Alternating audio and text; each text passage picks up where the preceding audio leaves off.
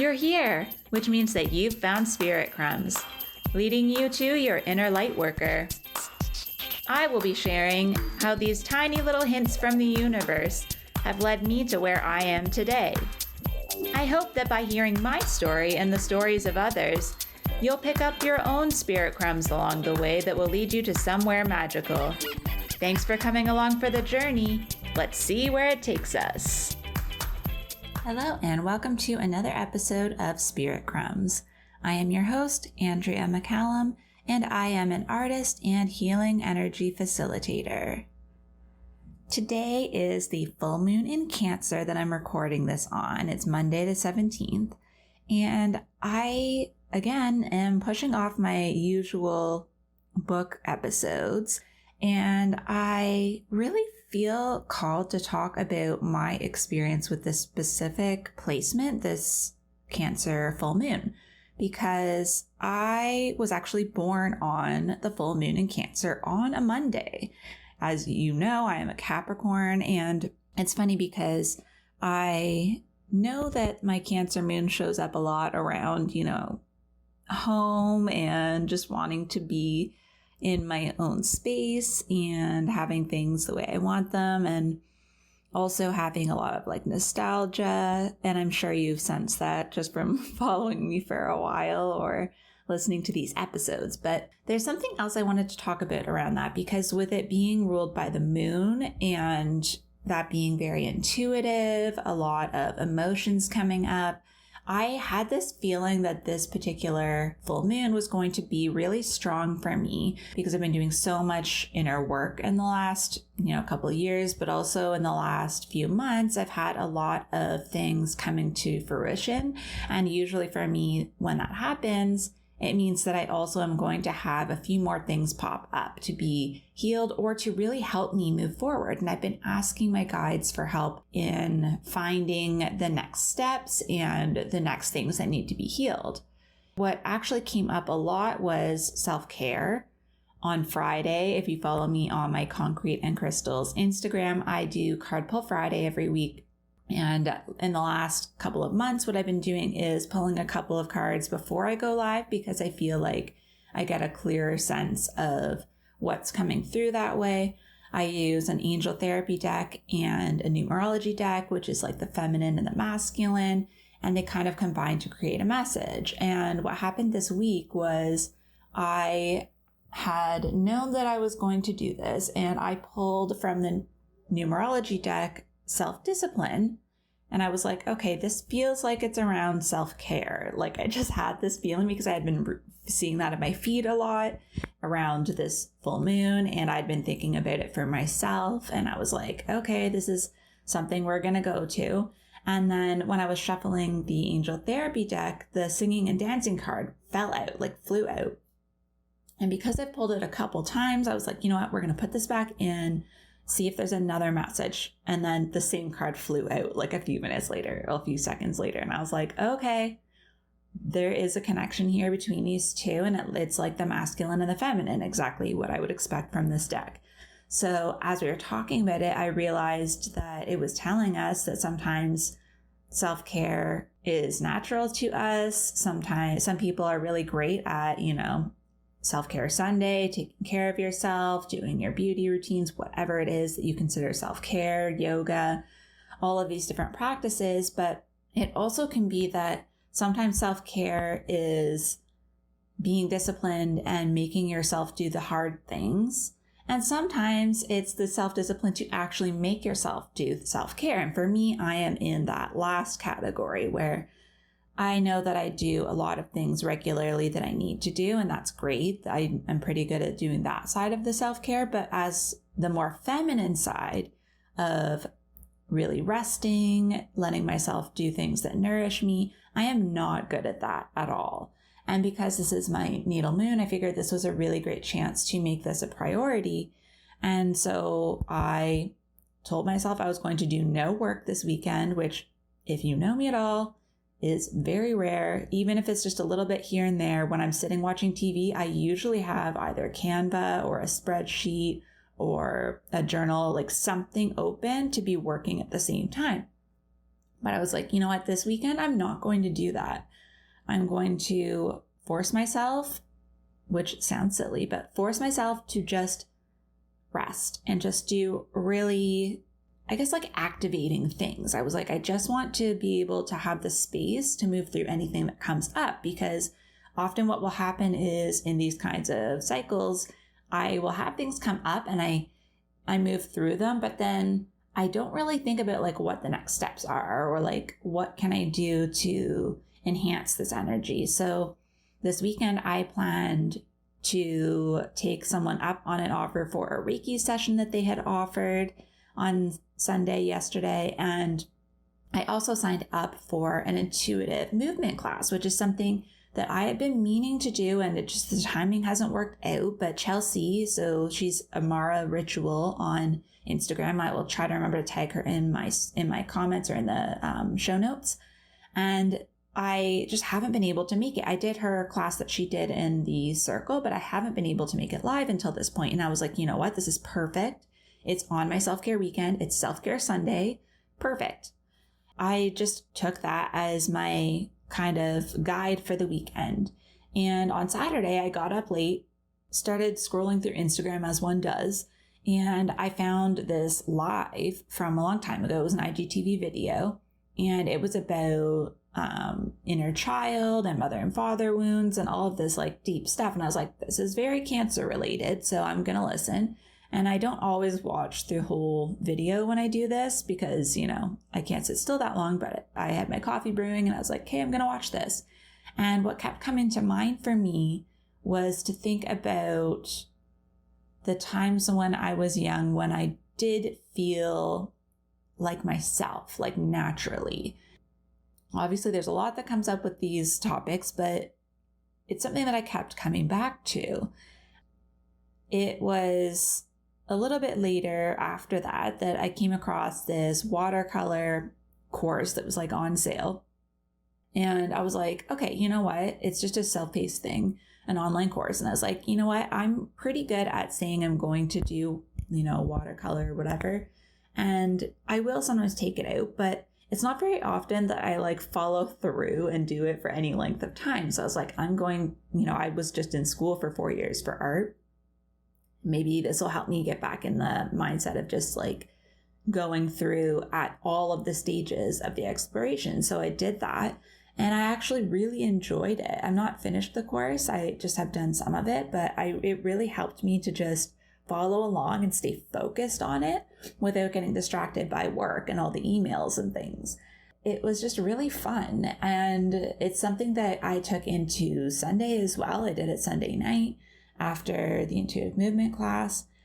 I feel like what I'm being called to share is just really looking back at the times when you were young and the things that you felt the most alive. Even now as an adult, think about the environments, especially like with cancer, it's a lot around the home and this feeling of like security. So what environments do you feel the most safe and the most activated? Like where do you feel the most like your soul is like, yes, let's stay here forever? That's kind of the feeling that I'm getting around this. What's interesting is in the Reiki session that I had, I didn't really have a focus. I was like maybe throat and heart chakra because I'm doing a lot to support people in those areas in the next month. But I was like, I'm really not sure. Just see what happens. She was drawn to my lower chakras, which is not surprising. I need a lot of support there. But specifically, she was talking about the sacral and solar plexus and malachite. And you know what's funny is like a couple months ago, I just felt like I needed malachite. I was doing a lot of like abundance work. So I was looking at like green stones, but I also was just like specifically, I don't know why, I'm just really drawn to malachite. I actually have a crystal grid right now that's mostly malachite.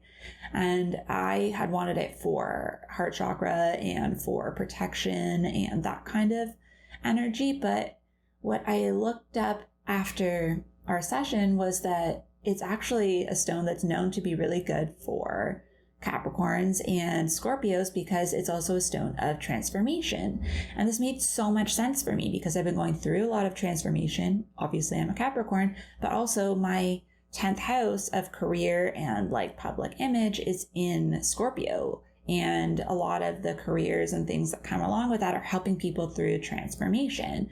And, you know, as a healer, which if you noticed in my introduction, I'm changing that over to being a healing energy facilitator, because I talk a lot around how healing is self-healing. And I am really trying to shift the focus so that clients can really feel like they are also part of the process. Because, you know, alchemy and transformation are really close to my heart. Like, I love those processes of transforming an energy into something else, right? That's something that I am realizing more and more and more every day.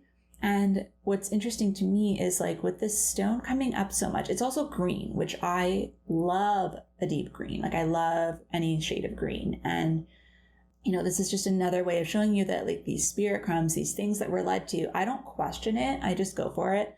I didn't really know. I looked at the descriptions briefly of malachite, but I was like, you know what? If I'm really, for some reason, feeling like I need this stone, I'm just going to get it, see what comes of it. And because it came up in the Reiki session, I was like, okay, so it's not just me. There is a reason for me to have this. And because I'm doing my throat chakra recharge circle at the end of the month, I actually have been, like I said, asking my guides for, like, what I need next. And because I know I'm going to be supporting people through this, I feel a very strong energy connected to this event. This is just confirming to me that I am going to be helping people through transformation, and that this alchemy is going to be natural in the way that I work with people. You know, it's in my 10th house. It makes a lot of sense. I have Pluto, I have Mars there. There's a lot of active energy for me in Scorpio energy in the 10th house and career, right? And as a Capricorn already, that's like the house of Capricorn, right? This was really big for me. It really helped me feel grounded in what I'm doing and feel like it was being confirmed.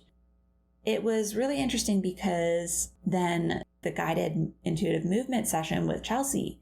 And one of the things I was really drawn to over the weekend, and I cannot pinpoint the point in the last week or weekend or when it was that I started thinking about this particular time when I was a kid, but it was very strong because this was all around intuitive movement and dance and music.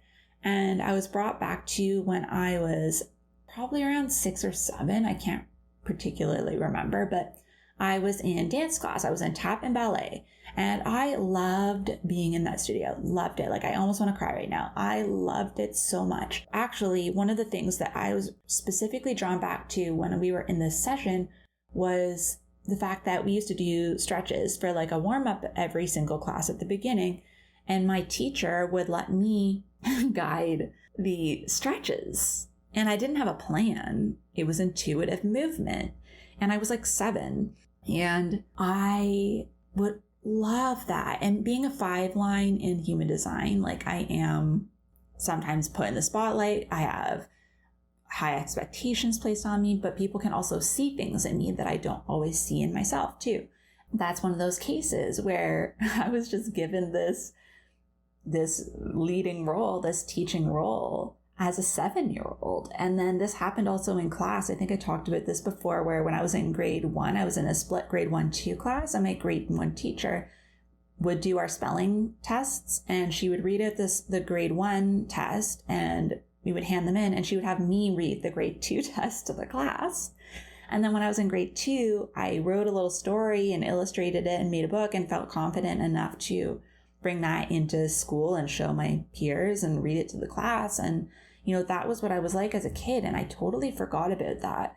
And not totally, but it's something that's just been highlighted a lot. I wouldn't say that I forgot about it, but the dance class thing, I definitely only started thinking about again very recently. When we were doing this intuitive movement, I found myself doing like this hop on my toes, and it felt very much like I was in ballet class, and I was just like crying, and I was like, you know what, this is like obviously exactly why I needed this weekend. And it just reminded me that like I love being in a creative environment, and I was like, why did I quit dance? And I remember we had to do a recital, and I hated it. I had stage fright. I did not want to do it. I loved being in the studio. I liked dance class, but I didn't like dance performances. I didn't even like the photos that I had, my parents had, I just professional photos of me.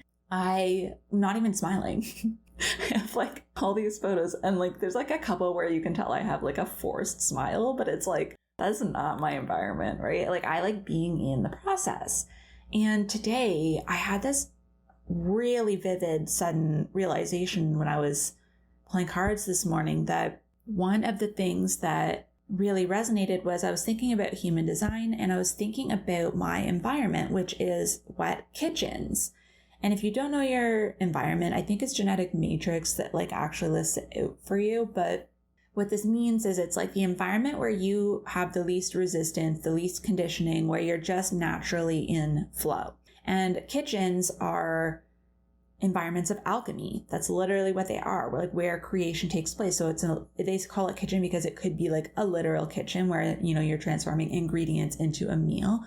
A lot of people refer to it as like a studio, which obviously, if you know me at all, also, I went to art school for 4 years, and I actually, one of my jobs was being a monitor in the studio. So sometimes it wasn't me actively doing art because I was watching other people, but just being in the environment where people were making was a big deal. But also I am an observed person in those. So often I am the one who's leading and guiding, and people are watching me do whatever I'm doing.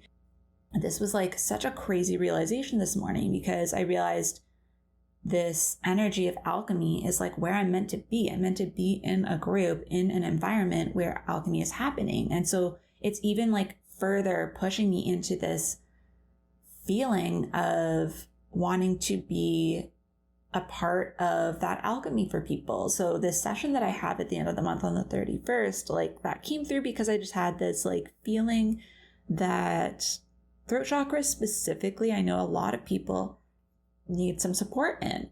And I know that I'm moving towards doing some sort of a either group coaching program or membership where we do different aspects of it, like covering creativity and, you know, podcasting and writing and a whole bunch of stuff. But I really feel like this is why I'm being shown this information again, being reminded that wet kitchens, like the studio, period, like being in the dance studio, I loved that. Being in the art studio. And it also explains why, like, being, you know, a Cancer moon and being at home, my house, like my apartment, does not look like a home. It looks like a studio. I refer to my apartment, actually, I did for a long time. I referred to my apartment as my studio. Like I was making concrete in my living room. Right now, I have like a whole bunch of watercolor stuff set up that's just there. And I just like having it there. And I spend a lot of time in my kitchen cooking and baking and doing whatever feels intuitive. And when I'm at my parents' house, I'm always in the kitchen. If my mom's cooking, I'm always in the kitchen. Even if I could just be sitting on the couch, chilling, watching TV, I just want to be where the alchemy is happening. And so I do encourage you with this energy of the full moon to think about, what environments you thrive in. And for some people, it is going to be more of a calm thing. Like there is one that's the cave where you're just in a cozy space, you're feeling safe and you're relaxing. That's a more passive thing. There's active and passive, right? And that's right. So if you feel guilty for always wanting to be like a couch potato and curled up in a blanket all the time, don't feel bad if that could be your environment. That could be where you're meant to be. Not everyone is supposed to be active, right? All of us have different design types. All of us have different environments where we thrive in. And for me, being a sacral generator, it makes sense that places where creation takes place and where I can be actively doing stuff and using up my energy towards things that you love. That's the key. It's like not just doing anything, but doing things that you love. That's, I think, really important to keep in mind is if you love just cuddling up with your partner at home and that's like what your ideal time is, that is totally valid. And I think if you start thinking about, especially with this Cancer energy, the way you can make your home feel more inviting and more encouraging for the activities that make you feel alive. I think really finding a way to make your space support your goals too. So if your goal is to lean more into your creative energy, then make sure that you're going to feel like doing creative things in whatever space you're in. So I just wanted to really call attention to that, because I think like when I think about myself too, even the types of art that I do when I was in sculpture and printmaking, you're not so focused on what the finished thing is. You're kind of in the process for most of the time, and you don't even have full control, right? Because you're using materials that kind of could do spontaneous things, especially in printmaking. You're trying to make an addition of identical things, but they all have a slight difference to them because it's more about the process and doing the same process over and over again. For me, starting from a metal plate and ending up with a layered print is something that I don't think I would ever get sick of. It's something that I think I need to make more time for. And that's what this full moon is doing. It's highlighting where I can really get back in touch with that inner child, that like intuitive, creative, and sensitive part of me that wants to do that. And with my North Node being in Pisces, it makes sense that I'm also in life in general moving in that direction. And that's where I'm going to find harmony and balance, is by creating a structure for my life where there's time for that, where there's a space for that. It's really important right now for me to start working on allowing myself that space. And I'm still working on like decluttering, but that's part of the reason why it's so difficult, is because a lot of the things that I accumulate aren't clothing and, excess. A lot of it is like things I could use for art projects. So it's really hard for me to get rid of those things. But I think the more I start making space, I've already done quite a bit in the last few weeks, but now I feel more motivated to do that because I want more space to like have that studio environment again, and to not feel like it's just a mess, right? To feel like it's an organized chaos, as we like to say. Yeah, I just really wanted to share my personal experience with this full moon because it's been really powerful. Like I said, this is my natal placement, and it is just a time where I usually am so busy in Capricorn season trying to like plan and do. I, for the first time in a really long time, did absolutely no actual work this weekend. And I'm really proud of myself because that's not easy for me to do. And I didn't even feel stressed about it. I just knew that it was something that this was more important and that I didn't have to. I have this whole week to do work. So I hope that you are really feeling this energy. The full moon is actually later today, so on Monday. So even when you're hearing this on Tuesday, if you're listening, the energy is still there.